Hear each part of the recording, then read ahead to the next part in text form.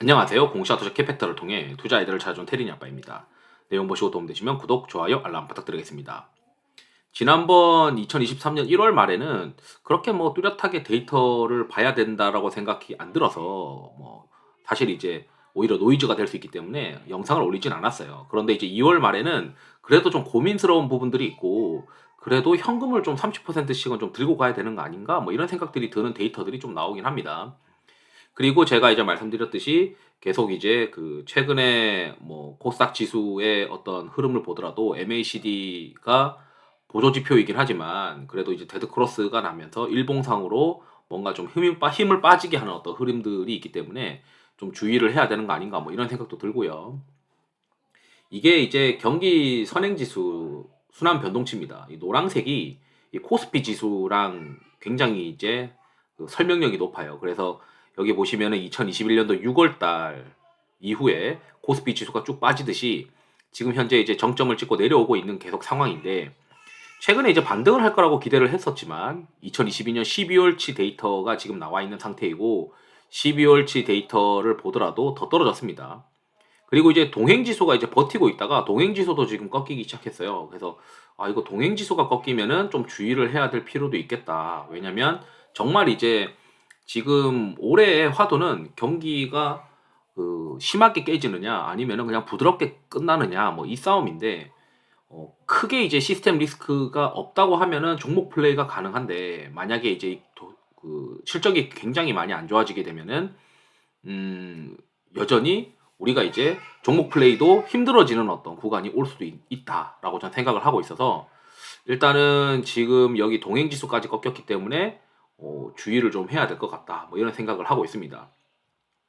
예전에 이런 얘기들도 있었어요. 이 2007년도 9월에 이 선행지수 순환 변동치가 이제 꺾이고 내려갈 때 동행지수가 뒤따라서 내려오면서 아예 이제 바바박 떨어지면서 금융위기까지 왔었던 경우가 있고 했기 때문에 이 동행지수가 이제 2017년에 또 이제 꺾이기 시작했었죠. 이럴 때는 시장이 이제 실제 이제 우리가 명목상이었던 실적에서도 뭔가 이게 실적이 안 나오는 게 이제 막 눈에 막 보이기 시작하는 거예요. 그래서 이제 지금 사실 이제 뭐 반도체 쪽에서는 아예 이제 실적이 계속 안 나오는 것들이 보이긴 하죠.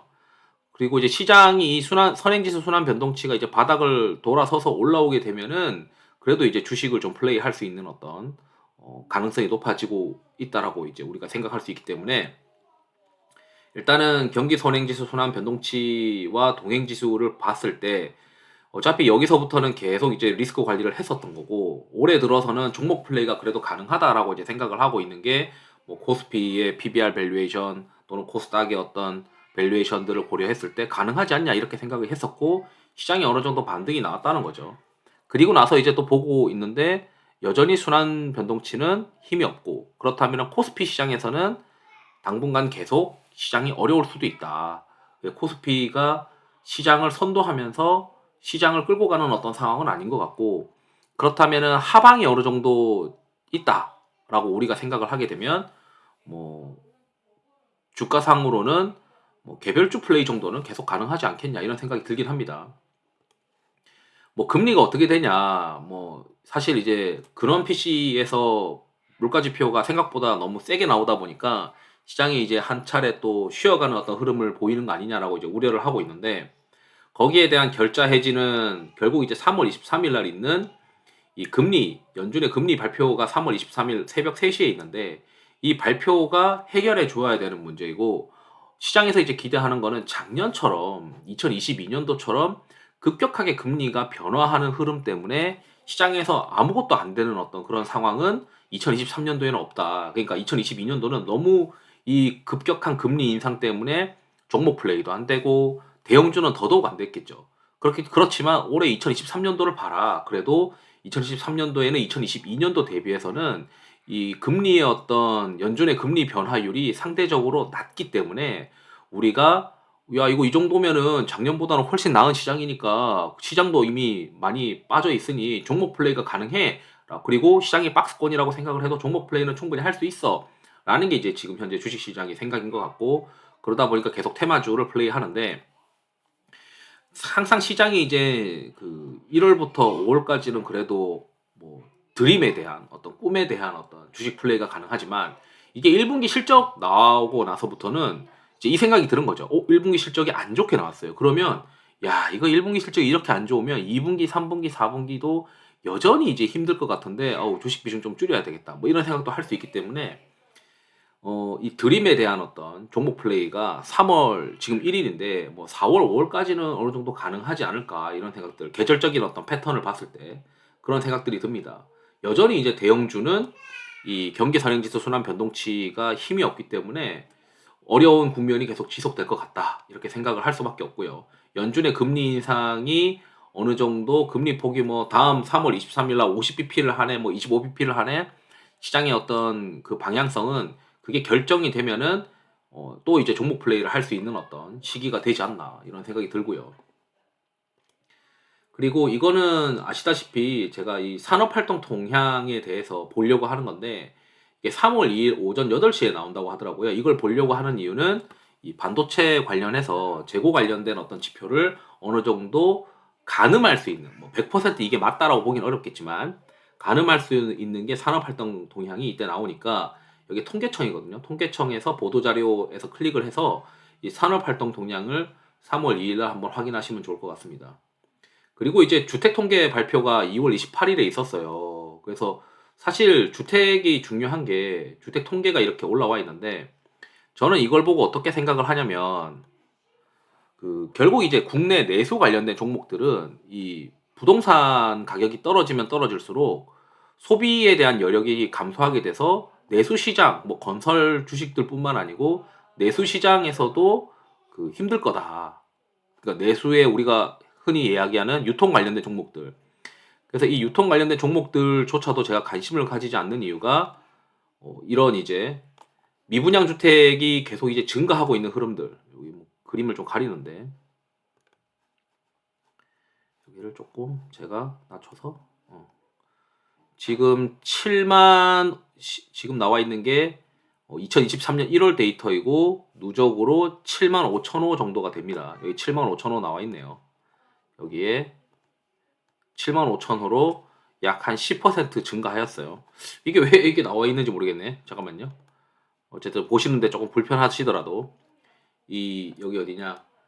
여기서 국토교통부에서 보도자료에 들어가신 다음에 이 주택정책과 자료를 다운받아서 보시면은 이렇게 데이터를 확인하실 수 있습니다. 전월 대비 데이터. 그래서 전월 대비 지금 미분양이 증가하고 있는 국면. 이 미분양이 저는 이런 생각이 들어요. 그래서 올해 한 하반기나 연말쯤 되면 미분양에 대한, 그러니까 맞을 만큼 이제 내수 시장이 맞고 나서 소비가 이제 감소할 만큼 충분히 감소하고 나면 2024년도에는 건설 또는 건자재 이런 종목들이 정말 대바닥을 찍지 않을까, 뭐 이런 생각들을 하고 있어서 지금 일단 미분양이 증가하고 있는 국면에서는 유통주 하지 말자. 그 다음에 건설주 하지 말자. 건자재주 하지 말자. 그 생각밖에 없어요.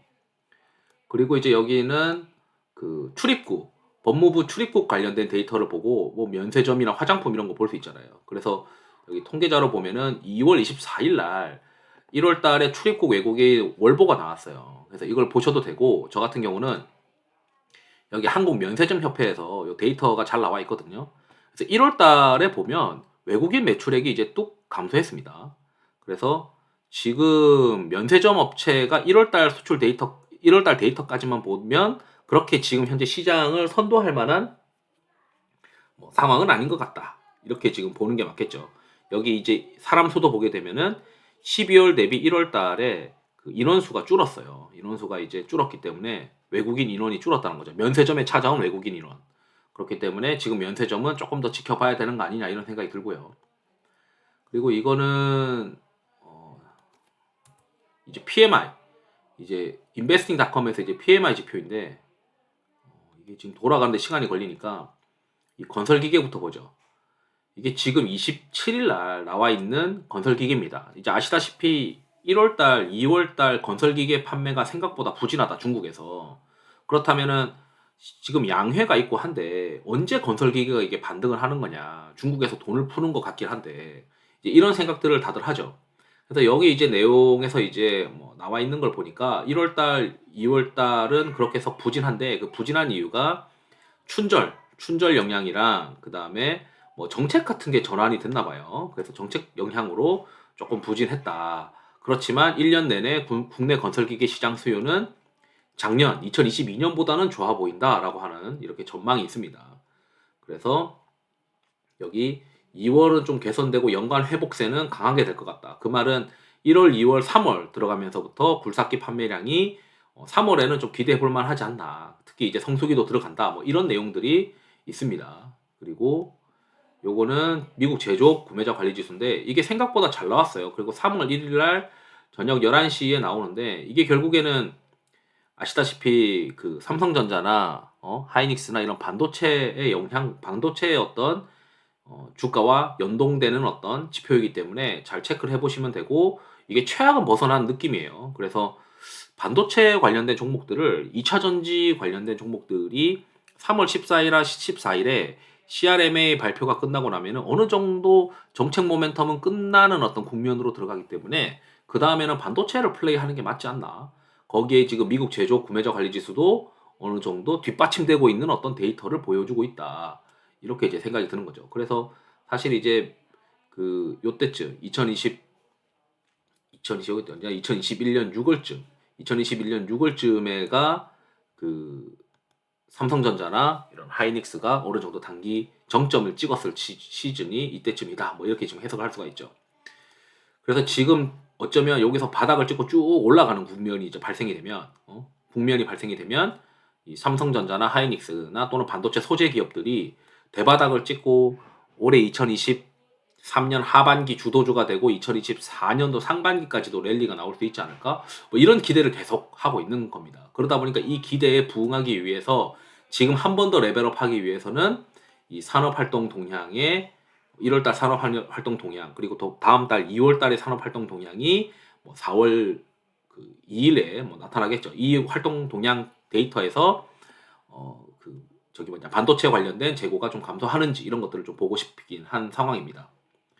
그리고 이거는 그 지금 중국에서는 계속 돈을 풀고 있는 상황이다. 그렇기 때문에 중무장대 관련된 종목들, 화학, 철강 그리고 건설 기계 관련된 종목들 계속 좋게 보고 있고 그리고 2차 전지는 일단 모멘텀 때문에 CRM의 모멘텀이 3월 중순까지 있으니까 그때까지 끌고 가고 그 다음에 반도체로 교체할 생각 이렇게 하고 있으면서 수출 데이터 관련된 종목들을 계속 같이 곁들여서 플레이하는 게 올해 상반기의 주요 전략 아닐까 뭐 이런 생각들을 하고 있어요. 그리고 이거는 방글라데시에서 나타나는 이 의류 관련된 수출 데이터입니다. 그래서 뭐 영업무역이나 한세실업에 관련된 데이터라고 보게 되는데 일단 뭐 그로스가 좀 그렇게 썩 뚜렷한 그로스가 있진 않아요. 이게 지금 제가 한글로 바꿔서 글자가 이상한데 1월달 데이터가 그렇게 뭐 썩 매력적이다 이렇게 생각이 들진 않습니다. 그리고 여기도 지금 요거는 세아제강 보려고 하는 건데 지금 사실 원유 시추는 약간 피크아웃하는 어떤 그런 그림이 있어요.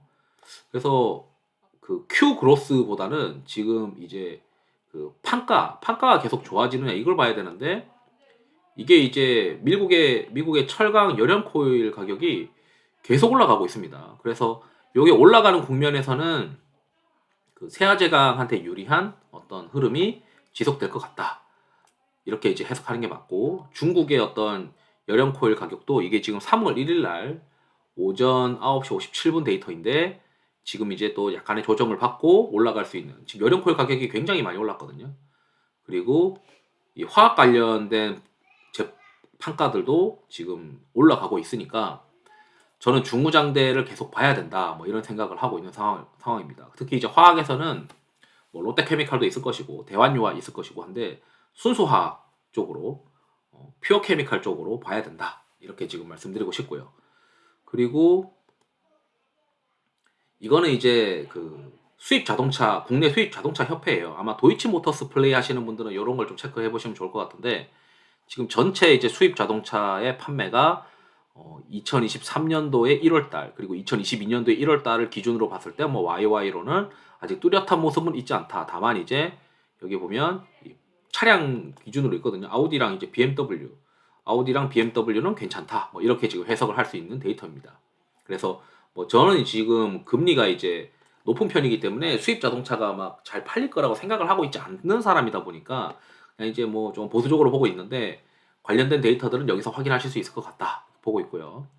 대한항공이 이제 항공 관련해서 화물 데이터가 이제 빠지고 여객 데이터는 올라올 수 있겠지만, 항공 관련된 이제 화물 데이터가 쭉 빠지고 있거든요. 저는 오히려 역발상으로 이게 충분히 빠지고 나면 그 다음에는 여객 위주로만 회사를 보기가 편해지기 때문에 지금 어느 정도 충분히 좀 빠지고 있는 국면 아닌가, 뭐 이런 생각이 들고 있어요. 그래서 중국의 어떤 리오프닝으로 인해서 본격적으로 여객이 증가하는지 전 그게 좀 궁금하거든요. 그래서 그 여객을 증가하는지를 보고 싶어서 살펴봤는데, 최근에 뭐 제주항공이나 이런 쪽에서 시세가 그렇게 짜릿하지 않는 이유들이 아시겠지만, 여기 항공 통계 시스템이 있습니다. 이 항공 통계 시스템에서 제가 이제 데이터를 좀 뒤져봤는데, 여기에 보시게 되면 이게 2023년 2월 1일부터 28일까지고, 이거는 1월 1일부터 1월 31일이에요. 그래서 이게 이제 국제선의 여객 55만 명, 그다음에 국제선의 여객 제주항공 54만 명인데, 그렇게 큰 폭으로 늘어나는 어떤 그림이 아닌 거죠. 그러니까 1월 달 대비 2월 달에. 왜냐면 그 지난번에 이제 작년 말부터는 굉장히 큰 폭으로 이제 가파르게 국제선이 늘어나는 어떤 그림이었는데, 일단 지금 2월 달은 뭐 짜릿하게 늘어나는 모습은 아니에요. 진에어는 43만 6천, 여기도 42만 7천으로 국제선의 여객 수요가 3월 달에는 2월 달 대비해서 짜릿하게 늘어나는지 이런 것들을 좀 보면 좋을 것 같습니다. 그래서 아직은 2월 달이 좀 쉴만했다, 뭐 이런 생각이 들더라고요. 여기서 이제 실시간 통계로 보시면은 좀 더 보시기 좋다, 이렇게 말씀드리도록 하겠습니다. 그리고 여기 이제 코트라에 가서 보면 3월 달에 그래도 이 항공 관련된 데이터를 봐야 하는 이유가, 중국의 2월 28일 날 관련된 뉴스에서 보니까 지금 국제 항공권 예매량이 굉장히 증가했다. 그래서 2차 전지가 만약에 쉰다라고 하면 중무장대에다가 여객 관련된 종목들을 다시 한번 봐야 되는 거 아니냐, 이런 생각들이 드는 어떤 뉴스다, 이렇게 지금 말씀드리고 싶고요. 그리고 나머지는 그냥 미시간 인플레이션이랑 이거 좀 고민스러운데, 이게 이제 미국 2년 채권 수익률이거든요. 이게 지금 계속 올라가게 되면은 과연 시장이 잘 버틸 수 있을까? 이게 계속 고금리가 유지되고 있다면. 그래서 미국 2년물 채권 수익률이 좀 진정되어야 되는데, 이게 진정되려면 연준의 기준금리 결정과 좀 맞물려야 되겠죠. 그래서 연준의 기준금리 결정이 아시다시피 3월 23일이니까 이 2년물 채권 수익률이 어느 정도 진정되어야 시장이 좀 코스피 종목들이 좀 반등할 수 있지 않을까, 이런 생각들을 하고 있습니다.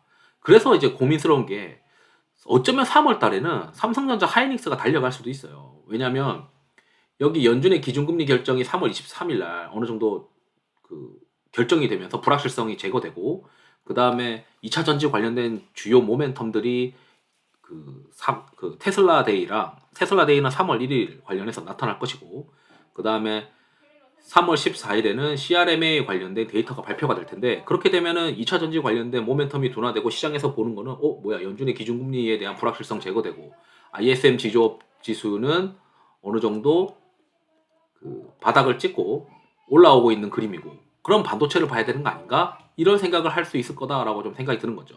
거기다가 2년물 채권 수익률도 어느 정도 진정이 되면 이 코스피 지수가 그래도 좀 조정을 받았으니 가격 매력이 부각이 되면서 대형주가 3월 달에는, 3월 중순부터는 시장에서 좀 관심을 가지지 않을까, 이런 이제 뭐 자꾸 생각들이 들고 있습니다.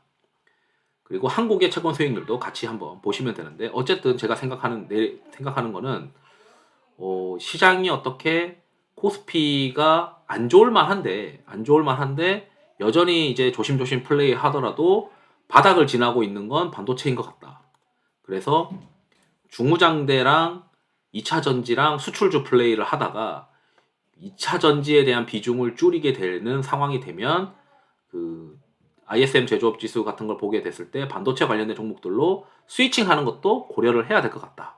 이렇게 좀 말씀드리면서 영상을 마치도록 하겠습니다. 투자에 도움이 되시길 바랍니다. 감사합니다.